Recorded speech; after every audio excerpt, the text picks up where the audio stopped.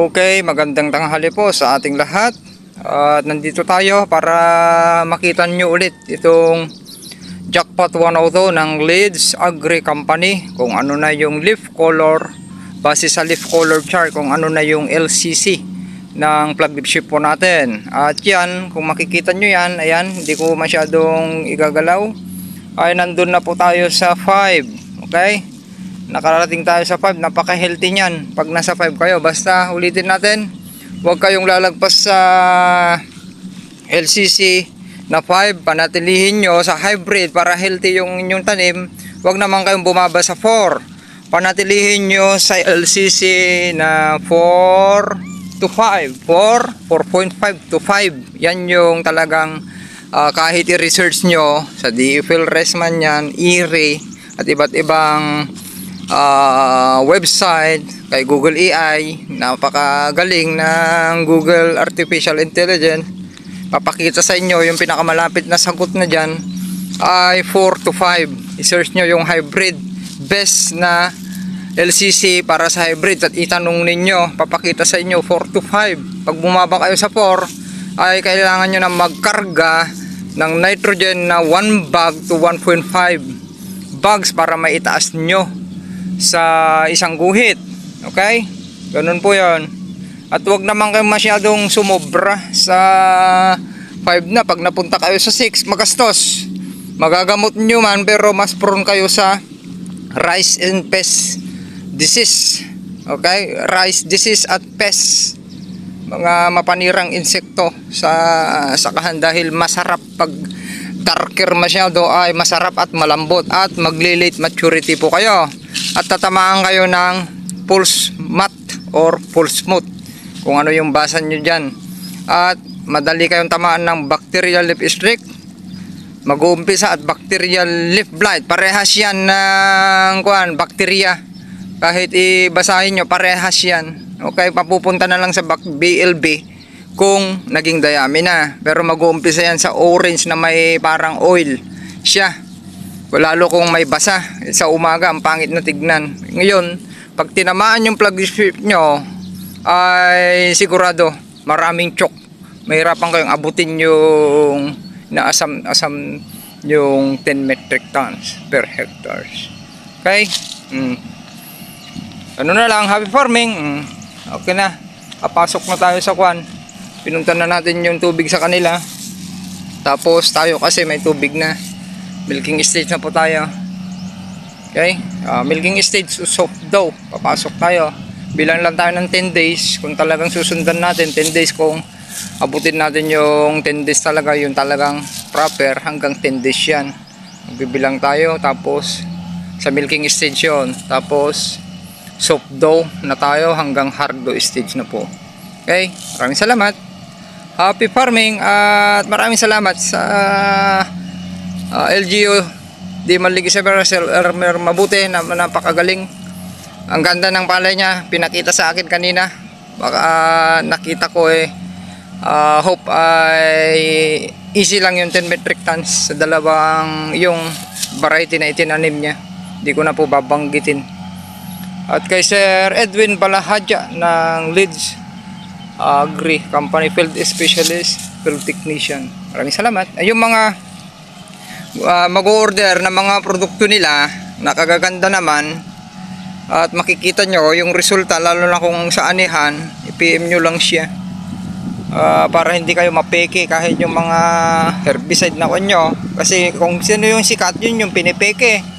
Kaya punta kayo sa mga legit na agri-supply, mga distributor, retailer po nila. At mas maganda i-PM nyo sila sa Facebook account, Edwin Balahadja. Happy farming! Nandito tayo ngayon ay yung sinabi ko sa inyo kahapon na itong naililipat tanim natin dito or naihulip, consider lipat tanim, bungkal hulip, ay pansin nyo hanggang dyan yung inubos ng daga. Tapos doon mas malalaki na. Yung sinabi ko sa inyo, lalagpasan niya lalagpasan niya. Dahil sa na-load natin na sustansya, ay kakainin niya, naabutin niya. Tapos, kailan tayo nagpulyar? So, ika 48 hours.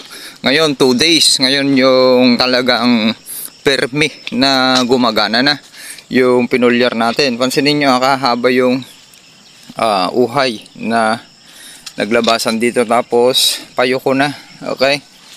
At kahapon pa yung tubig bago tayo umuwi, hindi ko lang naipakita na sa inyo, ay pinunta ko na dito, kaya sarado na, may tubig na yan hanggang doon. At yun din yung i-check natin, pinapunta ko na dyan dahil yung mga NK 5017 dyan ay nasa flowering pot, yung RC2 ng dating tagasako dyan sa tapat ng bahay nila. Pansinin nyo, ang daming uhay. Titignan din natin kung may sign of whitehead, yung tama ng whitehead, kung mayroon tayong whitehead. Kung wala kayong makita, or sabihin na nating may porsyon na hindi natin napatamaan ng spray dahil hindi naman power sprayer yan, ay mayroong nakita tayong paisa-isa or kumpol, yun yung hindi natin napatamaan ng systemic na ginamit po natin. Yun yung hindi naabot dun sa baba, mayroong tagong uod dun. Pero once nakita nyo na ganyan, pero consider na perfect na rin po yun. Pero once nakita nyo maraming lumabas dyan na pa isa-isa na ganyan, at dalawa, tatlo, ay hindi natin na perfect. Okay, yun pa yung tignan nyo. Perfect natin pati yung sa problema nyo dun sa dulo, yung sa tip, yung halos 99% na perfect natin. Yung purpur sa Ilocano or white na sa tip na hindi na fertile, patay. Daming uhay nito pag nagkalaman. Tignan nyo, ang ganda. Tignan nyo yung forma ng flag leaf shape, ay napakaganda. Tapos dito, ayan, papakita ko na, dito tayo dadaan ngayon naman. Kasi doon i-check natin dito sa gitna. Ay, isara natin yung mga kwan dito. Isasara po natin yung mga butas dyan. At yung kung may umaapaw ay tatambakan natin, papataas natin. Dapat sakto lang yung pupunta dito at hindi aapaw dun para wala tayong losses pa rin, hindi pupunta dun. Ikutan din natin yung nakahiwalay dun. Okay? Ayan, kagaya niyan, may umagos konti, pitpit lang ganun.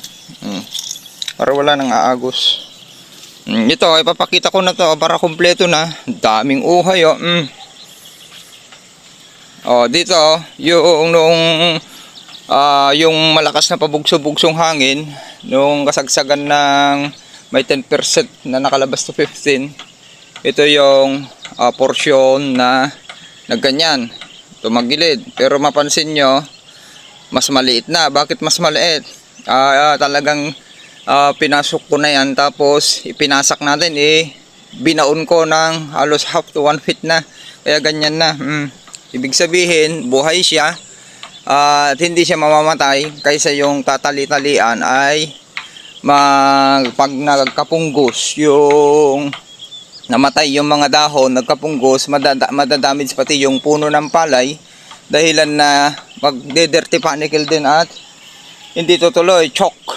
Kaya mas maganda yung ganyan na ginawa natin dahil experience na po natin yan noon pa dun sa likod. Yung ang lalim dun, nabalaho yung rotovator noong nakaraang cropping, tapos ang lalim at lumambot. Yun yung hindi, kaya ginapas na lang natin yun, yung ibinaon ko at okay yung resulta. Kaya yun yung sinare ko sa inyo ulit noon, sinare natin dyan sa YouTube, maraming nakakita yon, kaysa yung tinatali-talian ay hindi maganda. Tignan nyo, ang daming uhay.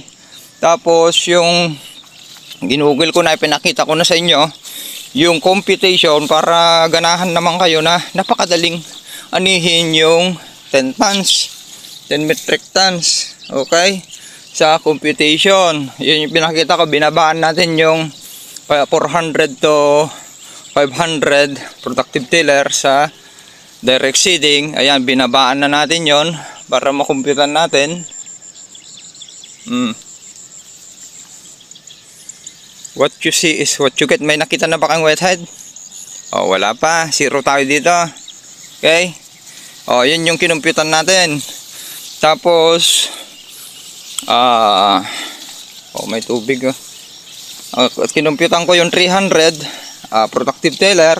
Nyari, binaba natin sa 300. Kailangan lang yung bumuo sa 1 meter by 1 meter kwadrado. Kunyari yon ay kailangan yung bumuo ng isang 157 nandun sa 150 plus na greens per panicle para maabot nyo yung 200 kaban per hectares. At napakadaling abutin yon sa hybrid na may mga potential na heavy greens, yung talagang nagiging kristal. Okay, kahit sa inbreed, yun yung mga gaya sa RC Poroto, mayroong record yan na hanggang 14 tons dahil may kabigatan siya. Ganun yan. At ganun din yung piliin nyo na hybrid, mahaba na yung uhay, tapos maraming bilang at may kabigatan, ay mas madaling anihin yung 200 kaban per hectares. Okay, ikalawang pinitak na tayo. Halos parehas yung kapal po niyan. Okay, so 300 lang pala. Okay, nakita nyo, 300 lang pala yung bubuin po natin dun sa productive tiller. Kailangan lang ng 157 greens, 50 to 60 sabihin nyo na greens per panicle. Kaya dapat yung i-achieve ninyo hindi lang dito sa gilid yung mahaba, pati dun sa gitna ay maabot nyo yung ganon na mahaba na, para kahit na konti lang yung mabuo nyo sa batok, nahihirapan kayo magpabuo dun sa batok, maabot nyo yung 200 kaban per hectare. Ngayon naman, dahil transplant kayo, transplant yung kanyo, madali lang buuin yung 200 greens per panicle. Ibababa natin ngayon yung productive tiller na average ay ibababa naman natin dun sa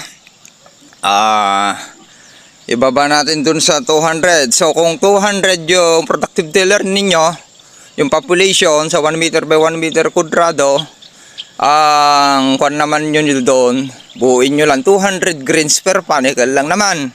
Kaya paano nyo i-achieve yun? Kahit napakarami, ganito.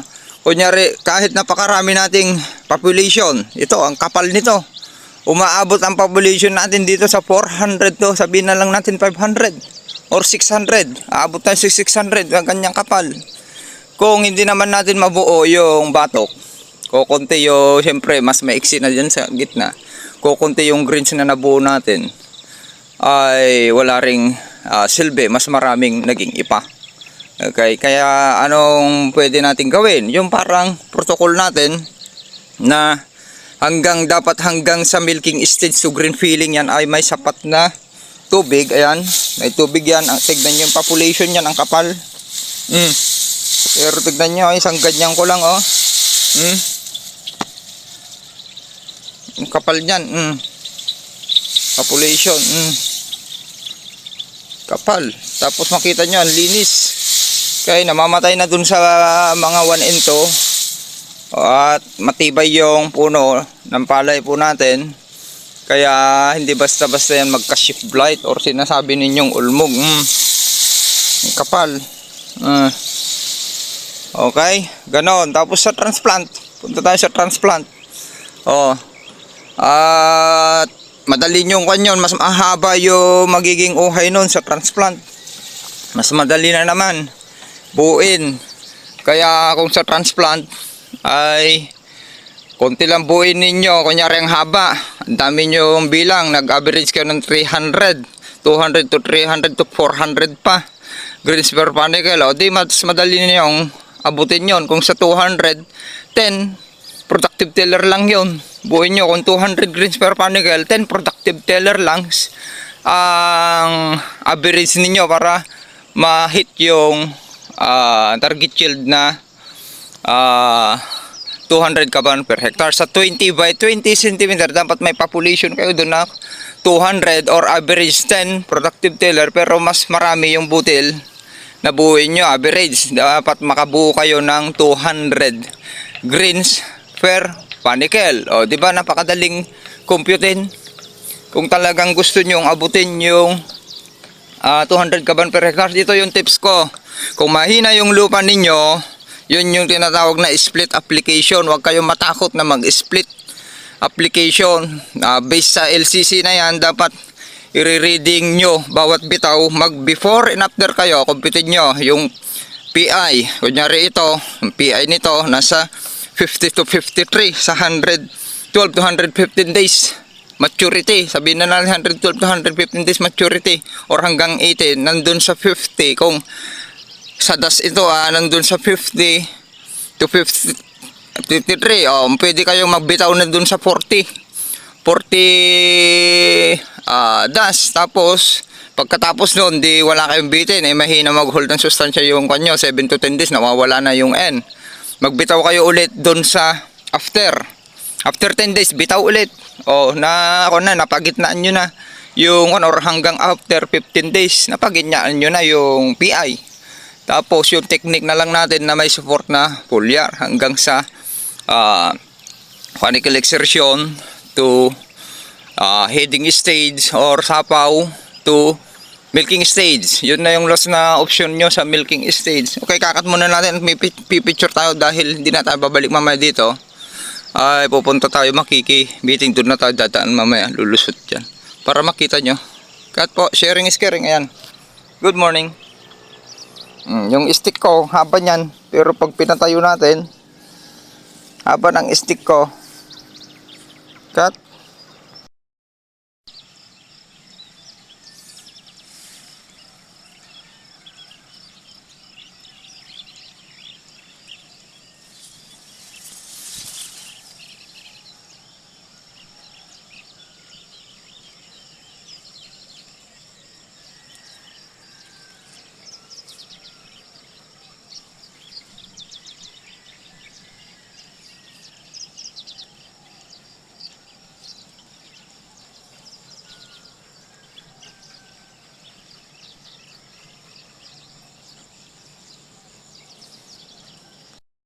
Doon titignan natin yung sinampur ng daming ko, no?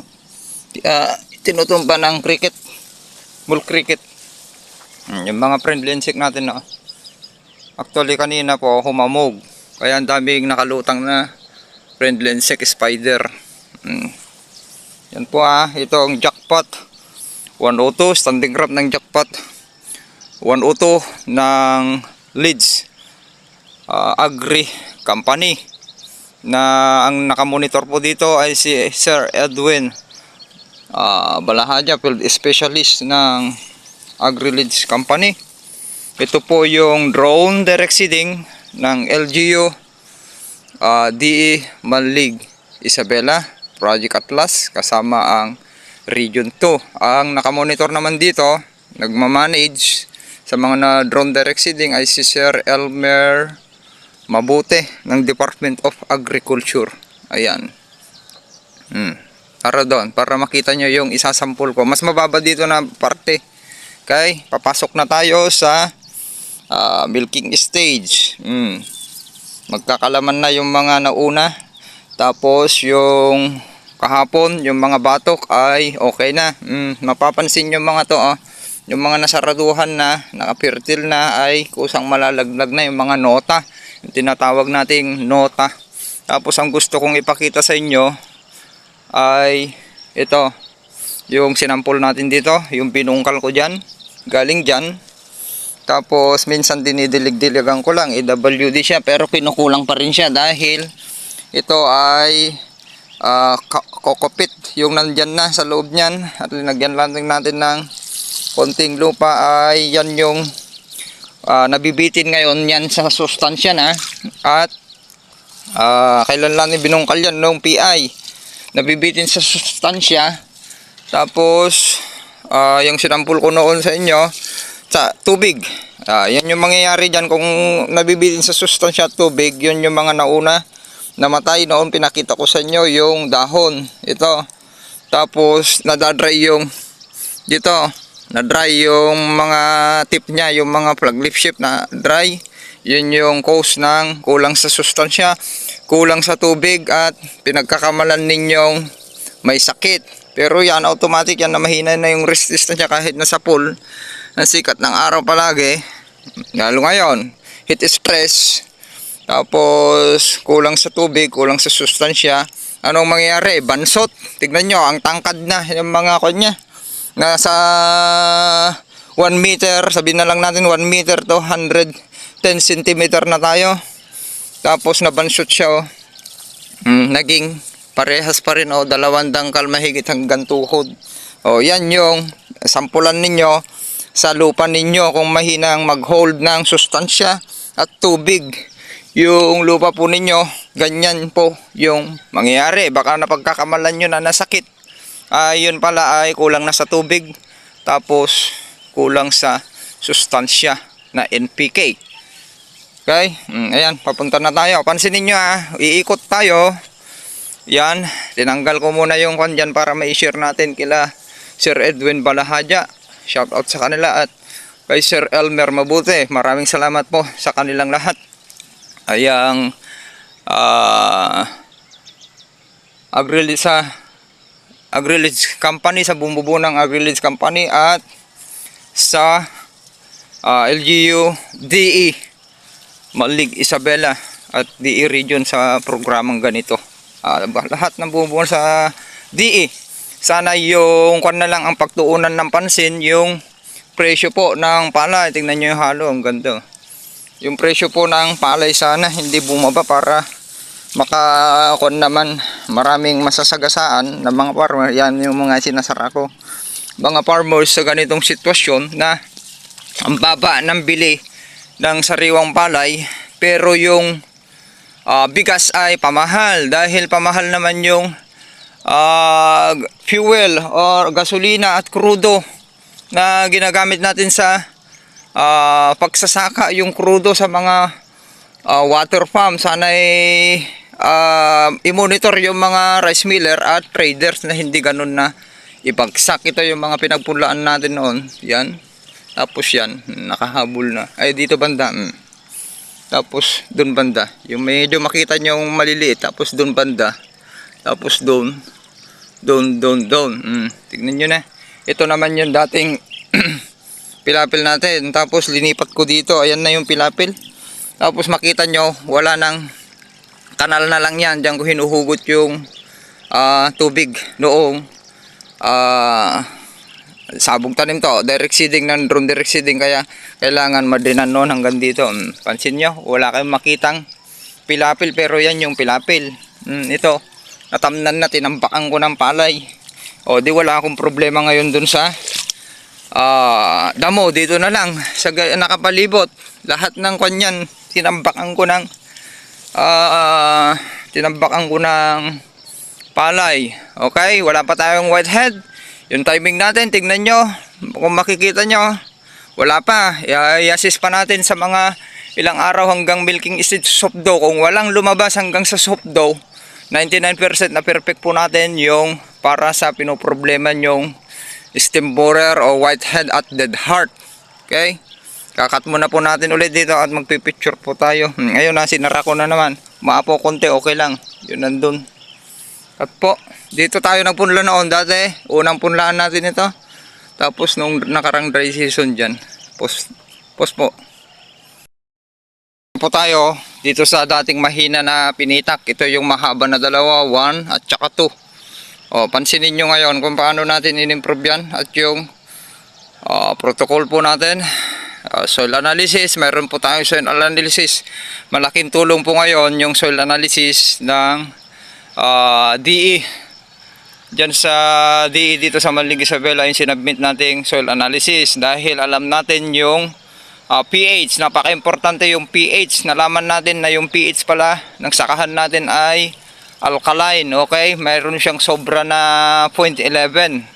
7.11 yung pH level ng lupa po natin. Kaya at least alam natin yung ating ginawa sa adjustment. Paano tayo nag-adjust, paano natin ibinaba para may kapakipakinabang yung lahat ng sustansya, abono na ibinigay sa atin ng LGU at DE Manling Isabela, para naman wala tayong sinasayang. Dahil kung ang lupang sinasaka natin ay acidic at alkaline, ay halos parehas po yun. Kung mataas at mababa yung pH, ay yung mga binibitaw nating sustansya ay 30 to 50% ang nasasayang kahit ibinitaw natin. Kaya magtaka na lang kayo na yung palay ninyo ay bansot, hindi lumalaki, dahil sumisingaw lang yung binitawan yung 30 to 50% nawawala, nagbubulatil at naaanod, kaya naglilitsing, run off, sumasama sa daloy ng tubig. Kaya puntahan nyo YouTube channel natin, Agritipid PH, para may bahagi natin lahat ng kaalaman natin sa pagsasaka. Ulitin natin yung sinasabi ko palagi sa inyo, pulutin ninyo yung gusto nyong pulutin, itapon ninyo yung gusto nyong itapon. Kung alam nyo naman na, yung iba ay dagdag kaalaman na lang sa inyo, idagdag nyo na lang. Population nito na improve. Ito yung dating mga mahihinang porsyon. Tapos ito naman yung maliit na pinita karugtong nito, ito yung dati ng maganda. Ito, pero dahil sa nagkamali lang tayo sa land prep, bungkal, dahil nag-aagawan noon ng tubig, mababaw yung kwan ay nabansot. Kaya ano ang pamamaraan natin? In-split natin yung PI nito, kaya nakahabol din yung planting height at yung mga sowi ay nakahabol din. Kaya tingnan nyo, halos mas matangkad na siya kaysa dito sa walang after PI. Okay, ibig sabihin, before and after PI tayo dito, mas nakalamang na siya ng abono ng halos 10 kilos. Okay, tignan nyo katabi niya, mas mababa po dito. Yan yung katabi niya naman, katapat niya na mas maliit naman, kasi dito naidugtong naman yung kulang nito, kaya mahaba ito banda. Okay, cut po ulit natin, malapit na tayo doon, tapos liliko tayo doon papunta doon. Tapos mamaya, kung may time pa tayo, kukuha tayo ng dayami dyan kay Kuya Carlito. Kay Manager Balagan. Cut po, pipicture ulit tayo. Nandito na po tayo sa tapat ng before and after. Ito, 1, 2, pansinin nyo. Tignan nyo kung may whitehead tayo. Ibig sabihin kahit na 10 lang yung lumabas dyan, halos 99% na perfect po natin. Yung para sa pinoproblema yung stem borer. Kaya yun yung timing, na-upload ko na sa YouTube channel. Plus ito, 3. May nakita kayong whitehead. Ipapasok na tayo sa milking. Tignan pa natin sa milking to soft dough. Kung wala pa rin, or nakabilan tayo ng 10 dyan, halos 99% na kuwan. 99% na perfect natin. Ayan, okay lang na ganyan na. Kasi pinapasok ko yung kondon para maraming tubig dito. Tapos doon, may tubig na rin doon. Ayan, oh. Yan yung mga inayos ko. Masyadong kwan na to. Taas natin. Yan muna ang kwan natin ngayon. Nakapagpakain naman na tayo. Yan yung mga dapat yung ikutan sa inyong palayan. Okay? Lalo nga mga gumagamit ng deep well. Napakahalaga po yan. Gumagamit ng krudo. Mahal ng krudo. Kaya wag nyo, kawawa naman yung mga farm owner at galingan ninyo para marami kayong may uuwing pambigas yung mga taga-saka. Okay? Yun, halo yun, isa. Kita kayo? May nakita kayong damo?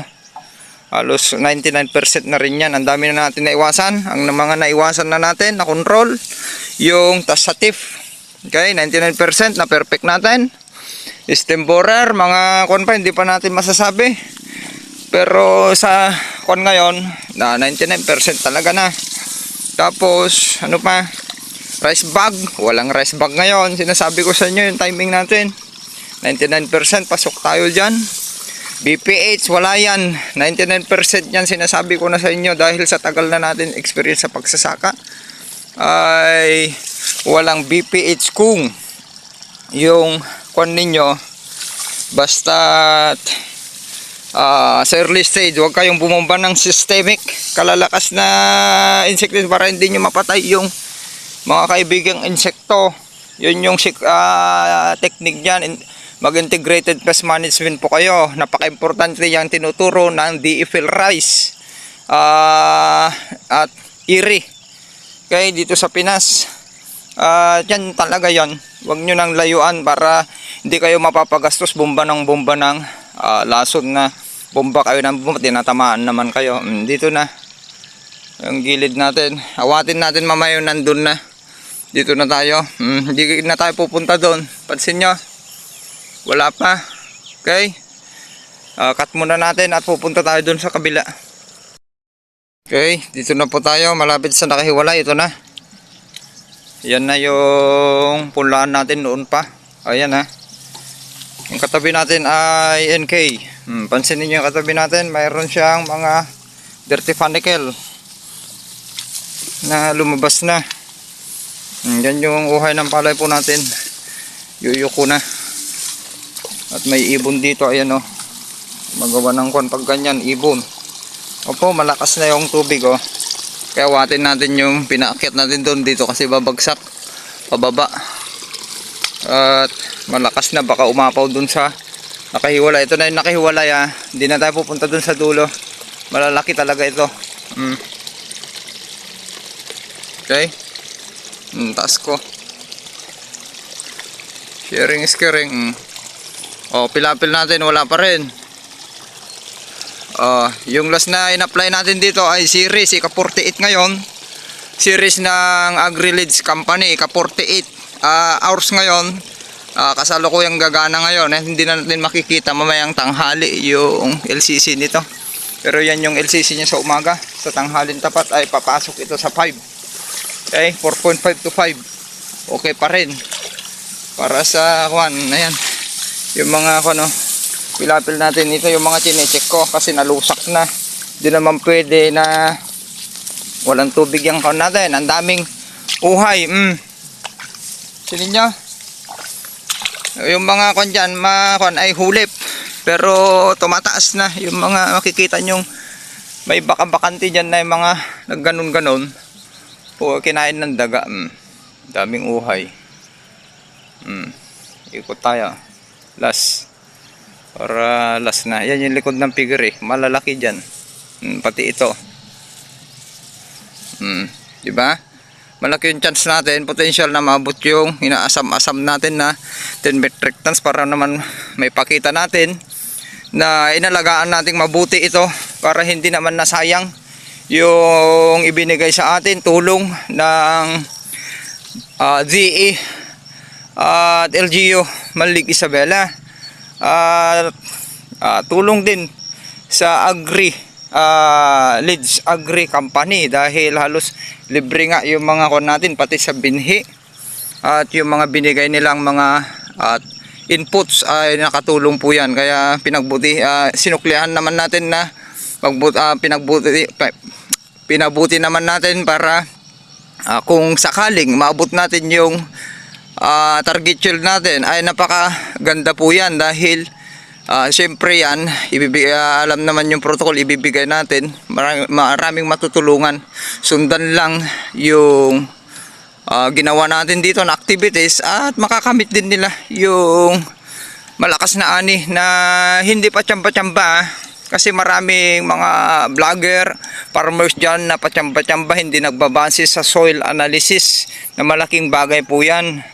At yun nga sinasabi kong patsamba-tsamba ay hindi naman kumukuha ng source, dinadagdagan yung aral. Andyan si AI Google, napakagaling. Kung saan yung mas malapit na impormasyon, mas maganda ay ipapakita niya. Pero dapat marunong lang po kayo na magtanong. Hindi nga, yung sinabi ko sa inyo, kung hindi kayo marunong magtanong, nandyan tayo na nagtatanong para masagot yung mga katanungan po natin. Okay, cut po.